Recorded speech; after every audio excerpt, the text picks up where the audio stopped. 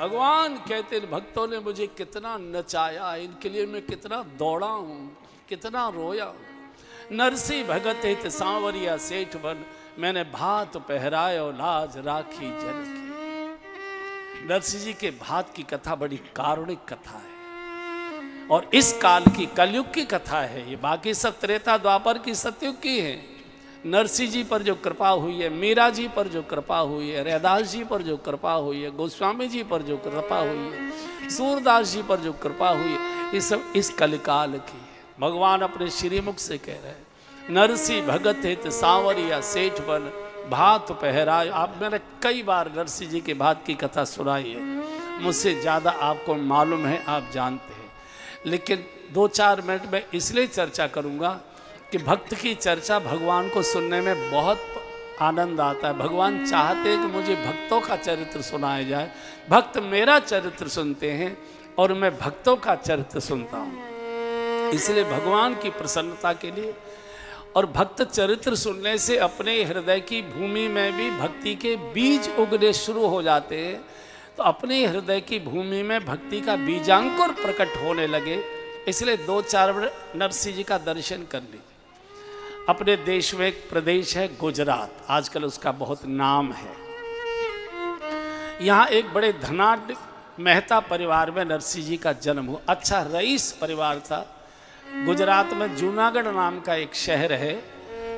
आप में से जो द्वारका गए होंगे वो जूनागढ़ होकर गए होंगे या जूनागढ़ होकर आए होंगे, आपने देखा होगा। तो वही नरसी जी का जन्म, बहुत अच्छा धनाढ्य परिवार। लेकिन भगवान जब परीक्षा लेता है तो बहुत क्रूर होकर परीक्षा लेता है तो वो करुणावतार, करुणावतारम कर्पूर गौरम करुणावतारम, लेकिन व्यवहार उसका बहुत क्रूर कई बार दिखाई देता है। और नरसी जी की क्रूर परीक्षा भगवान ने बचपन से ही लेना शुरू कर दी थी। माता पिता की मौत हो गई। इनके एक बड़े भाई थे, पढ़ने में बहुत होशियार थे, शरीर से भी बहुत हष्ट पुष्ट थे। तो पुलिस के वहाँ के कोतवाल हो गए, वहाँ के नवाब के कोतवाल हो गए, जो भी राजा व्यवस्था उस समय रही होगी उसके कोतवाल हो गए। नरसी जी शरीर से भी बड़े कमज़ोर थे, बुद्धि से भी बड़े कमज़ोर थे, पढ़ लिख नहीं पाए, किसी लायक नहीं रहे। माता पिता की मृत्यु हो गई। बूढ़ी दादी ने लालन पालन किया। दादी को लगा कि ये बालक बेचारा कैसे जीवन काटेगा, मेरा तो 10-5 साल का जीवन है, चला जाएगा। इस बालक की न तो कोई शादी करेगा, न किसके पास बैठेगा, किससे हंस कर बोलेगा, मन की बात किसको कहेगा, किसके पास। तो उस समय छोटी उम्र में शादियां हो जाया करती थी और धन के लोभ में कई बार लड़का लड़की नहीं देखे जाते, कई बार पैसे से शादी हो जाया करती। तो चूंकि धनाढ्य परिवार था तो दादी ने शादी करा दी। शादी हो गई। नरसी जी को एक बिटिया पैदा हुई। पहली बेटी बहुत भाग्यशाली मानी गई है और बड़ी दुलारी थी। तो रामा इसका नाम रखा गया था। बड़ी लाडली थी, सारे परिवार की बेटी सारे परिवार की लाडली होती है, बड़ी चुलबुली बेटियां होती ही है। लेकिन संयोग से दादी की भी कुछ दिनों में मौत हो गई और नरसी जी का विवाह हो गया। बिटिया के साथ खेलते कूदते अच्छा आनंद रहता है। जब भगवान परीक्षा लेता है तो बहुत क्रूर होकर परीक्षा लेता है। और उस समय छोटी आयु में शादी हो जाती थी, सामूहिक परिवार था। तो बिटिया की शादी पड़ोस के सिरसागढ़ में एक अच्छे धनाढ्य मेहता परिवार में उनके बेटे के साथ शादी हो गई। बहुत धूमधाम से सामूहिक परिवार था, धन की कोई कमी नहीं थी। बड़े भाई की बड़ी प्रतिष्ठा थी और धन तो धन ही था। लेकिन कुछ ही समय के बाद नरसी जी की पत्नी की मृत्यु हो गई और नरसी जी का एक बालक भी पैदा हुआ, उसकी भी अकाल मृत्यु हो गई। नरसी जी अकेले रह गए, मन नहीं लगता। बिना पत्नी वाला पुरुष किसी के पास जा भी नहीं सकता, जहाँ बैठेगा उसी के लिए 10 तरह के लोग बातें करने लगते, किसी के घर नहीं जा सकता, बड़ी मुश्किल हो गई, मन नहीं लगता। तो क्या करे, तो भगवान की ही याद आती थी। तो वहाँ एक अंधे साधुओं का सत्संग मंडल था, तो उसमें जाकर ये बैठ जाते थे। अंधे जो सूरदास लोग होते हैं वो कीर्तन बहुत अच्छा करते हैं, भजन बहुत अच्छा गाते हैं। तो उसमें घंटे 2 घंटे ये भजन में नाच कूद लेते थे, ताली बजाकर कीर्तन कर लेते थे, मन थोड़ा पवित्र हो जाता था। भैया भाभी की मन पर संपत्ति का लोभ लालच की कुदृष्टि आ गई, और ये संपत्ति बड़ी विचित्र है भैया, ये किसी संबंध को स्वीकार नहीं करती है, ये संपत्ति सारे संबंधों को तोड़ देती है। सबसे बड़ा रुपया क्या है वो भैया बड़ो, क्या है वो, एक है ना गांव की कहावत है, सबसे बड़ा रुपया। भैया भाभी ने सोचा कि ये बराबर की संपत्ति का बराबर का हिस्सा मांगेगा और सारे के सारे धन संपत्ति को ये बाई बाबा में बर्बाद कर देगा, इसको संपत्ति से बेदखल कर दिया जाए। आज तय कर लिया। सायंकाल सत्संग से नरसिंह जी लौट कर आए थे, भैया भाभी क्रोध में डंडा लिए भैया बैठे थे, पुलिस के अधिकारी तो वो थे ही। तो आते ही नरसिंह जी का, भाभी जी बहुत जोर की प्यास लगी है, एक गिलास जल मिल जाए, इतना बोलना था। भैया ने लाठी उठाई और दे लाठी, दे डंडा, दे धक्का, दे मुक्का, दे ला। भूख प्यास लगती है, हमारी छाती पर आकर चढ़ता है। काम का समय होता है, बाई बाबा में जाकर गप्पे हाँकता है। पूरे घर का बेचारा काम करता था नरसिंह, सारे घर का जो कुछ भी था इसी से बेगार ली जाती थी, लेकिन मन लगाने के लिए सत्संग में चले जाते थे। सत्संग से नाराजी नहीं थी, संपत्ति से नाराजी थी कि संपत्ति बटेगी तो ये बर्बाद कर देगा। और इतना पीटा, इतना पीटा, इतना पीटा, और पीटते पीटते आंगन के बाहर देहली में खड़े थे, एक ऐसी लात मारी देहली के बाहर जाकर गली में गिरे नरसिंह। और चीख कर भैया ने कहा, खबरदार इस देहली को और आज से कभी आंख उठाकर देखने की भी कोशिश की। नरसिंह जी कह सकते थे, मैं आधी संपत्ति का हकदार हूँ, मैं रिश्तेदारों को इकट्ठा करूँगा, मैं पंचायत कराऊँगा, मैं पुलिस को बुलाऊँगा, मैं ये करूँगा, कह सकते थे। लेकिन नरसिंह ने सोचा कि बड़ा भैया तो पिता के समान होता है, कोई बात नहीं, पिता की डांट फटकार आशीर्वाद ही हुआ करता है। देहली को हाथ जोड़े, माथा टेका और कहा, भैया आप मेरे भैया नहीं हो, मेरे पिता हो। भाभी आप मेरी भाभी नहीं हो, आप मेरी माँ हो। और जिन्होंने अपने माता पिता की इच्छा का पालन किया, भगवान उसको जरूर आशीर्वाद देते। मुझे आशीर्वाद दीजिए, अब आप कहते मैं कभी नहीं आऊँगा, चले कहाँ जाएं? तो जूनागढ़ आपने देखा होगा बहुत जंगली है, वहाँ शेर चीते बहुत रहते हैं उस जंगल में। एक घोर बंद जंगल में प्रवेश कर गए, अंदर देखा तो एक छोटा सा शंकर जी का मंदिर था, छोटा सा, छोटे से शिवलिंग स्थापित थे। शंकर जी एक ऐसे 33 करोड़ में भगवान हैं, देवता हैं, जिनके मंदिर में द्वार नहीं होते हैं, किवाड़े नहीं होती हैं, किवाड़े बंद नहीं होते। शिव के पट हमेशा खुले रहते, उनमें तो किवाड़े चढ़ाते ही नहीं है जहाँ शिव होते हैं। तो शिव काल के प्रतीक हैं और काल के लिए कोई दरवाजे नहीं बंद किए जाते। काल स्वतंत्र हुआ होता है, कभी भी आ सकता है, कभी भी अपने पास बुला सकता है। वही जाकर पड़ गए भोलेनाथ। 1 दिन हुआ, 2 दिन हुआ, 3 दिन हुआ।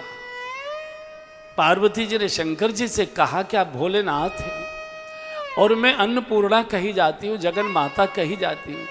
एक भूखा प्यासा बालक 3 दिन से अनाथ आपके द्वार पर पड़ा है। अरे भारत की संस्कृति है कि किसी गरीब के द्वार पर भी कोई अपरिचित आकर बैठ जाता है तो उसको भी पानी पत्ता रोटी पानी की पूछी जाती है। और 3 दिन हो गए आपके द्वार पर एक भूखा प्यासा बालक पड़ा है और आपने अभी तक उससे पूछा नहीं। अरे वो देवी किस किस को पूछोगी, सब अपना अपना भाग्य भोग रहे, सब अपना अपना प्रारब्ध। बोले नहीं, मैं माँ हूँ। बेटे को बाप फटकार के भगा देगा, पीट के भगा देगा, खबरदार आना नहीं। अरे चोरी से माँ बच्चे को रोटी खिलाती है, रोटी खा लेना। पिताजी को मत कहना, शैतानी मत किया करो, पिताजी को अच्छा नहीं लगता है। माँ तो माँ होती है। पार्वती जी ने बहुत जिद की तो शंकर जी प्रकट हो गए। इधर मैंने कहा कि नरसिंह जी को एक बेटी पैदा हुई थी, सामूहिक परिवार था, तो पड़ोस के सिरसागढ़ में एक बड़े धनाढ्य परिवार में उसकी शादी हो गई। वहाँ भी एक बेटी ने जन्म लिया, रामा उसका नाम था। तो रामा ने भी एक बेटी को जन्म दिया। तब तक ये नरसिंह जी को निकाल बाहर कर दिया था। रामा को कुछ मालूम नहीं, तो रामा को कुछ मालूम नहीं। ससुराल के लोग रामा को आने भी नहीं देते थे मायके में, क्योंकि बड़े लोग हमेशा धन को ही आदर देते हैं। चूँकि घर के ससुराल के लोगों को ये पता लग चुका था कि संपत्ति का बंटवारा नहीं, उसको छीन ली गई और नरसिंह जी को बेदखल कर घर से बाहर निकाल दिया गया। पत्नी की भी मौत हो गई। नरसिंह जी की पत्नी की मौत की चिट्ठी गई थी रामा के पास। घर के लोगों ने बताया नहीं कि तेरी माँ की मौत हो चुकी है। क्यों? कि रोने जाएगी। हम नहीं चाहते कि हमारे रईस घर की बहू उस भिखारी के यहाँ जाए। बेटी का जन्म हुआ, उसकी भी चिट्ठी नहीं डालने दी। इस बेचारे नरसिंह को कुछ मालूम नहीं, कुछ भी मालूम नहीं। और यहाँ से जो चिट्ठी गई थी वो घर वालों ने रामा को बताया ही नहीं कि तेरी माँ नहीं रही है, तेरे भाई की मौत हो गई, ये भी नहीं, उसको कुछ भी मालूम नहीं। आना जाना बिल्कुल ही बंद कर दिया था। नरसिंह जी तो अकेले हो गए थे। तो शंकर जी प्रकट हुए, कहा बोलो बालक क्या चाहते हो? नरसिंह जी कह सकते थे मुझे संपत्ति से बेदखल कर दिया है, मेरे साथ न्याय करा दीजिए, मेरी संपत्ति मुझे वापस दिला दीजिए, मेरी कोई और रहने सहने की व्यवस्था करा दीजिए, मुझे ऐसा आशीर्वाद दे दीजिए ताकि मैं भी सुख का जीवन जी सकूं। नरसिंह जी ने भगवान से ये नहीं मांगा। नरसिंह जी ने कहा मुझे भगवान का दर्शन करा दीजिए और मुझे कुछ चाहिए। शंकर जी ने कहा कि भगवान का दर्शन तुमको समय पर होगा, लेकिन उसके लिए अभी भजन करो और जूनागढ़ में उस गली में जाओ, वहाँ एक खंडहर मंदिर है, वहाँ माताओं का एक कीर्तन होता है, तुम वहाँ मंदिर में निवास करो, कीर्तन करो, वहाँ से तुमको आगे का मार्ग मिलेगा। नरसिंह जी पता करते करते करते करते उस गली में, उस मंदिर में पहुँच गए। माताएं कीर्तन कर रही थी। नरसिंह जी टिक गए, झाड़ू बुहारी लगाने लगे। जो कई दिनों से नहाए धोए नहीं, दाढ़ी बढ़ गई, बाल बढ़ गए, फटे से कपड़े पहचान में नहीं आ रहे थे। कितने रईस घर के जो थे वो आज इस किसी को कुछ पता नहीं। तो माताएं बहनें उन्होंने तय कर लिया बेचारे कैसे भूखा प्यासा फकीर है, कोई बात नहीं, झाड़ू बुहारी लगाता है, मंदिर खोलता है, रक्षा कर रहा है, बहुत अच्छी बात है। तो माताओं ने तय कर लिया कि इतवार को तेरे यहाँ से आएगा भोजन, सोमवार को तेरे यहाँ से, मंगल को तेरे यहाँ से, बुधवार को तेरे यहाँ से, ऐसे दिन बांट लिए। ये भोजन हमने भी किया है। संघ में जब काम करते थे तो घर बटे रहते थे कि आज इनके आए, इस दिन इनके आए। और कई बार ऐसा होता था कि बाबूजी के यहाँ मान लो हमारा मंगलवार का भोजन है और हम अगर सोमवार को मिलने पहुँच गए तो बाबूजी कह देते थे कि हमारे यहाँ को नंबर तो मंगल को है। बड़ा मुश्किल था वो जीवन जीना बहुत कठिन था। जिन्होंने वो जिया है वो जानते हैं। इधर नरसिंह जी अपने कीर्तन, इनको कुछ मालूम नहीं कि बेटी को बिटिया हुई है, कोई कुछ जानकारी नहीं। इधर रामा की बेटी ससुराल में, इसकी उम्र 13-14 वर्ष की हो गई, शादी तय हो गई। उस समय 13-14 वर्ष की ही बिटियाओं की शादी की जाती थी, जब तक वो कन्या रहती थी, इसलिए शब्द बोला गया कन्यादान लेना है। अब तो 35, 36, 37, 38, 40 साल तक भी शादियां होती है, लेकिन उस समय कन्यादान की ही प्रथा थी। कन्या यही होती जब तक वो रजस्वला नहीं होती, तब तक उसको कन्या कहते हैं। शादी तय हो गई, पास के एक बड़े संपन्न मेहता परिवार में विवाह हो गया, वो तय हो गई। पिताजी ने पुत्र को कहा कि बेटा हमने सुना है किसी के द्वारा कि तुम्हारे ससुर को और उसके बड़े भाई ने संपत्ति से बेदखल कर दिया गया है, उसे निकाल दिया गया है और भीख मांग कर गुजारा कर रहा है। वो भीख मांगता है, किसी मंदिर में पड़ा रहता है। अब बताओ हम क्या करें? पहली पहली हमारे यहाँ शादी है, भात की पत्रिका भेजे तो मुश्किल ना ही जाएगा, बदनामी करेगा कि इतने बड़े कुंवर साहब भिखारी के यहाँ ब्याहे हैं, और नहीं भेजेंगे तो वो शोर मचाएगा कि मुझे पत्र क्यों नहीं भेजा, आके या झगड़ा करेगा, क्या करें? तो बेटे ने कहा कि पिताजी काय के लिए भेजना, ना ही यहाँ से भूखा प्यासा जाएगा, भूखा प्यासा लौट कर आएगा, वहाँ की दुर्दशा देखेगा, यहाँ कर बदनामी करेगा कि इतने बड़े कुंवर साहब भिखारी के यहाँ जाकर ब्याहे। हमारे घर में काय बात की कमी है? बहन बेटी भांजे भांजी मोहल्ले पड़ोस जो भी व्यवहार आदि है, सबको जो जैसा आपको देना चाहिए की इच्छा है वो सारी व्यवस्था हो जाएगी, ये पत्र मत भेजो। पिताजी का नहीं, पत्र तो जाएगा। अगर हमने पत्र नहीं भेजा और वो भिखारी यहाँ आकर उल्हाना देने के लिए खड़ा हो गया, शोर करने लगेगा कि मुझे पत्र क्यों नहीं भेजा, मैंने कितनी तैयारी की थी बात की, मेरी एक बिटिया, उसकी भी पहली बेटी, उसकी शादी के लिए आपने मुझे समाचार क्यों नहीं। हम नहीं चाहते कि वो भिखारी हमारे हवेली की देहली पर आकर खड़ा हो, तो हम इतना भारी भरकम पत्र भेजना चाहते हैं कि पढ़ के जीवित ही नहीं रहे, उसकी हिम्मत ही टूट जाए, आने की सोचे भी नहीं। इसको संबंध कहते हैं। ये संबंध नहीं है, ये कुछ और है। संबंधी, समधि से, संबंधी से ही समधि बना है। संबंध कहते हैं, इनमें कोई छोटा और बड़ा नहीं होता। संबंधन, तुमने अगर अपना बेटा दिया है तो उसने तुम्हारे घर के कुल को चलाने के लिए अपनी बेटी दी है। ये तो भारत की महानता है कि जो देता है वो अपने को हमेशा छोटा मानता है। वास्तव में तो बेटी वाला बड़ा होता है, चूंकि तुम्हारे घर के दीपक उसी के कारण से जलेंगे, तुम्हारे घर में छमछम उसी के कारण होगी। लेकिन भारत की मान्यता है, महिमा है कि हमेशा देने वाला अपने को विनम्र मानता है, छोटा मानता है। तो ये अहंकार है इनको पैसे का कि नहीं, वो हमारे द्वार पर नहीं आना चाहिए। बंधु और बहनों, ये जो अहंकार है, ये क्या है वो शब्द, धन का मद, धन का मद और पद का मद, ये बहुत विचित्र होता है। धन का मद व्यक्ति को बहरा कर देता है, धन का मद व्यक्ति को अंधा कर देता। धनी को कोई भूखा नंगा रोग भरा तड़पता चीखता दिखाई नहीं देता, और पद का मद व्यक्ति को बहरा कर देता है। पद पर बैठे व्यक्ति को किसी की करुण पुकार नहीं सुनाई पड़ती है, किसी की चीख सुनाई नहीं पड़ती है। और पद को मद में बदलना हो, कुछ मेहनत करने की आवश्यकता नहीं, पाके पेट पर जरा सी अहंकार की घुंडी लगा दीजिए, पद ही मद हो जाया करता है। इनको धन का मद इतना था कि ये अंधे हो चुके थे। बेटे ने कहा कि नहीं पत्र मत भेजो, बोले नहीं पत्र तो हम भेजेंगे, और इतना भारी भरकम पत्र भेजेंगे कि वो पूरा पढ़ ही ना पाए, वो बीच में ही शरीर छोड़ दे, बीच ही प्राण निकल जाए। पंडित जी बुला लिए गए, चौक पूर दिया गया, चौकी बिछा दी गई, पंडित जी को बिठा लिया गया। बोलिए सेठ जी क्या करना है? बोले भात की पत्रिका लिखो। बोले बताइए क्या क्या लिखे, क्या क्या लिखे? ये भात की पत्रिका नहीं लिखाई जा रही, ऐसा लगता है कि कुबेर के भंडार की सूची बनाई जा रही है।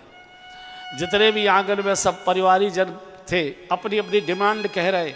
कोई कह रहा है मेरे लिए चांदी की 4 शिलाएं मंगवा दीजिए, मेरी चारपाई नीची पड़ती है उसके नीचे लगाएंगे। कोई कुछ मांग रहा है, कोई कुछ। ऐसा लगता है जैसे कुबेर के भंडार की सूची बनाई जा रही हो।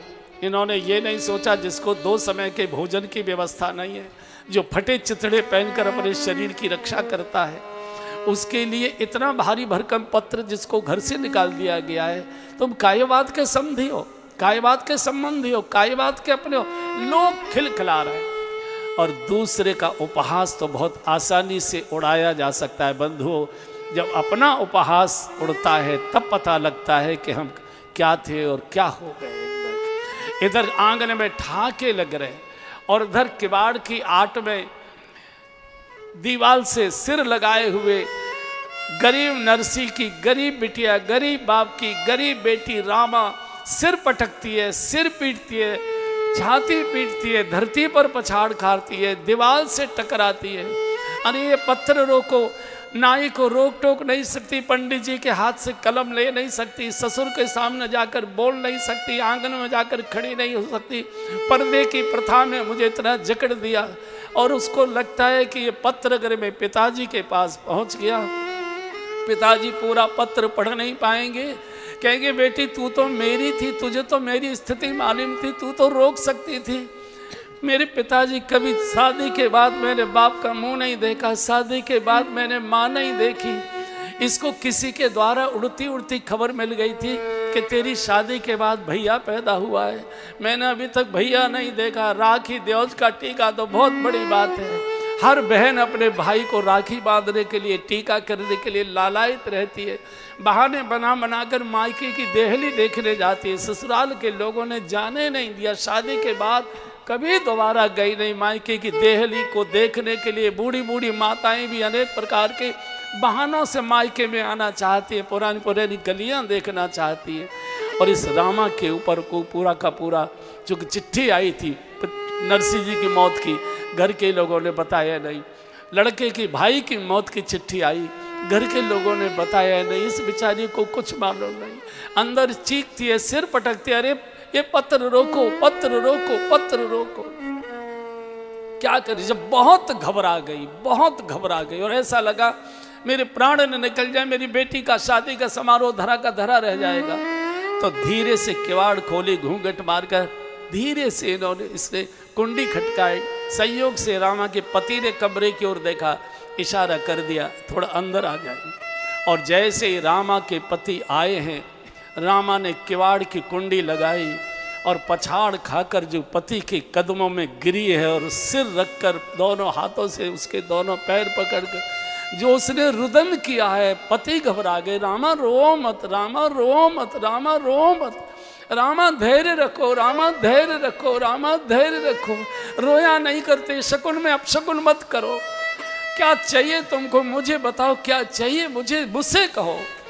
रामा ने अपने शरीर सिर से साड़ी का पल्ला उतारा और पति के कदमों पर बिछा दिया। मुझे कुछ नहीं चाहिए, मुझे अपने बूढ़े गरीब बाप के प्राण भीख में चाहिए और मुझे कुछ नहीं चाहिए। ये पत्र रोक दीजिए, ये पत्र रोक दीजिए। मैंने सुना है कि मेरे ताऊ जी ने मेरे पिताजी को संपत्ति से बेदखल कर दिया है। इतना भारी भरकम पत्र यहाँ से जाएगा, वो मुझे उड़ाना देंगे। बेटी तू तो जानती थी, तू तो मेरी थी, तू तो हाथ पकड़ लेती, तू तो रोक सकती थी। वो पूरा पत्र पढ़ नहीं पाएंगे, उसी समय प्राण छोड़ देंगे। मैं आपसे प्रार्थना करती हूँ, मैं आपकी बहू नहीं हूँ, मैं आपके घर में मेहरी बनकर, बुहारी लगाकर, बर्तन बनकर, नौकरानी बनकर जीवन काट दूंगी। मैं आपसे कभी सुख साधन मांगूंगी नहीं, लेकिन ये पत्र मत भेजिए।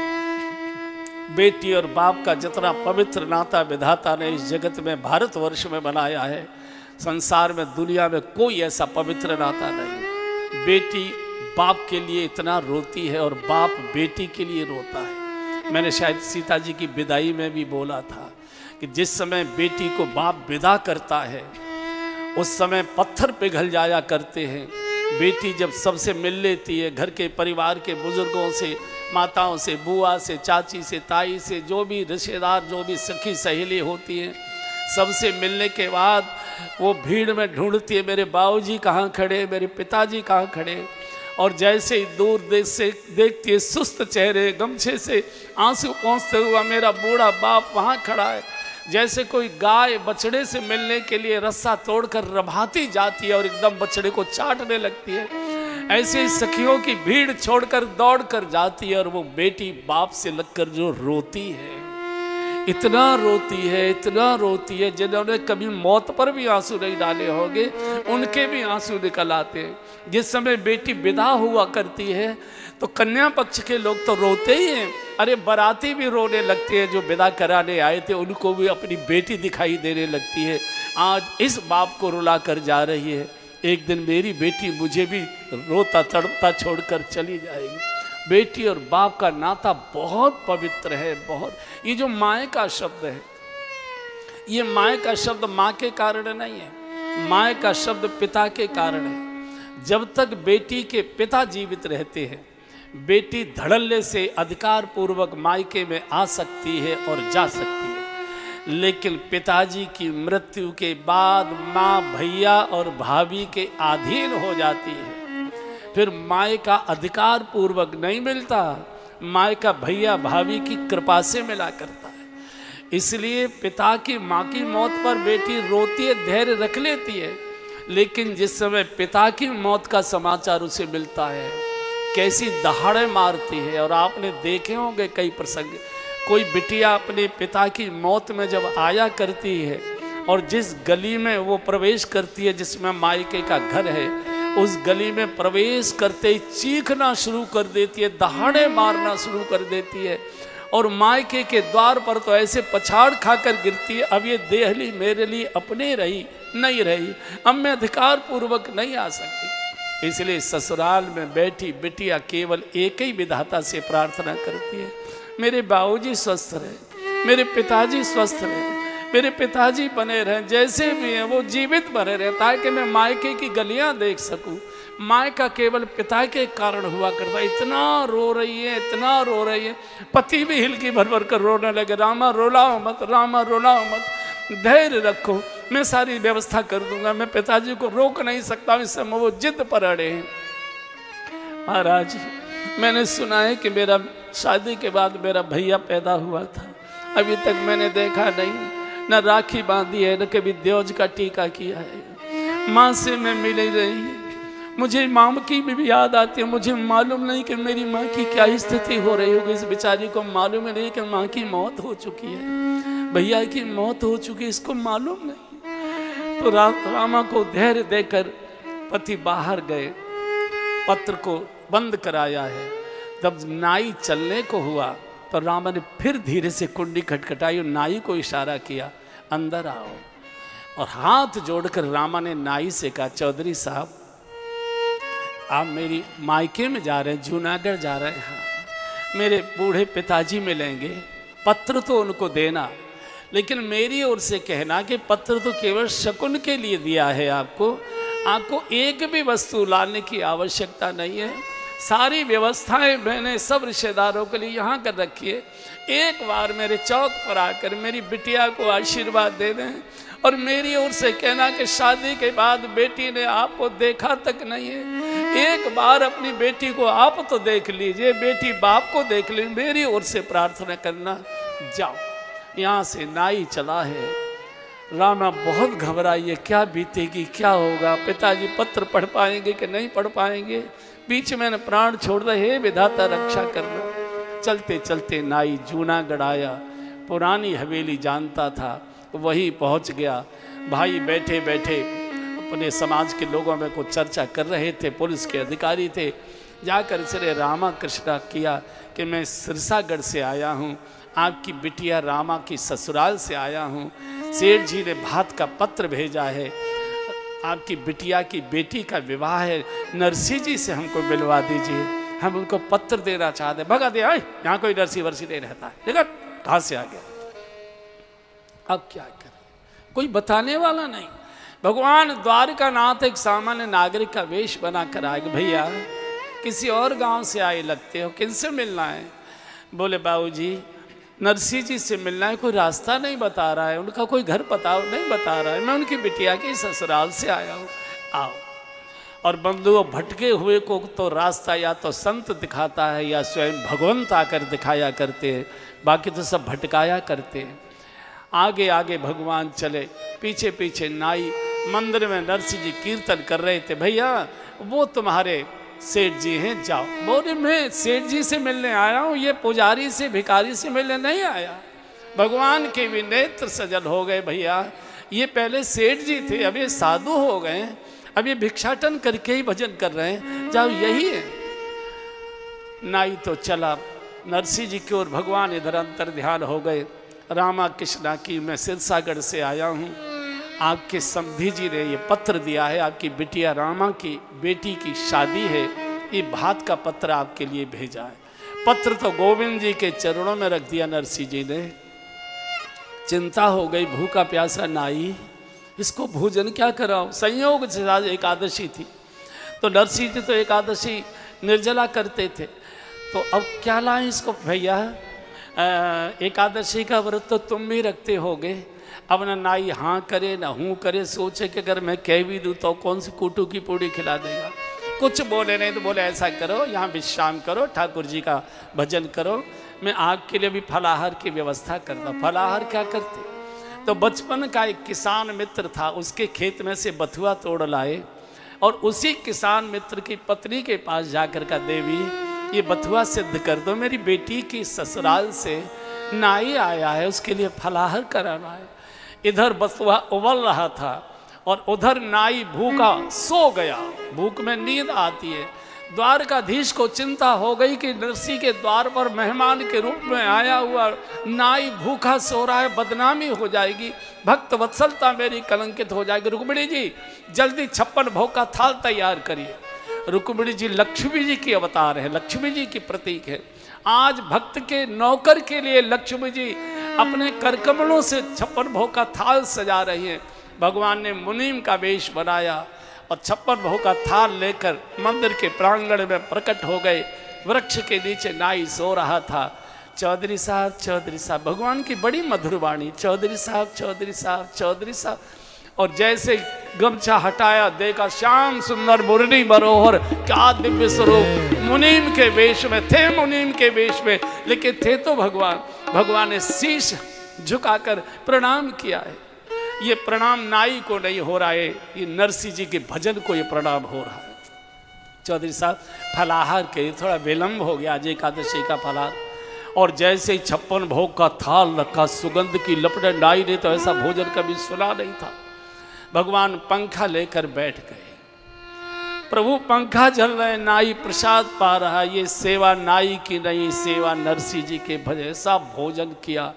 भगवान ने पस भर के मोहरे नाई की गोद में दे दी कि बोले ये आपकी दक्षिणाएं।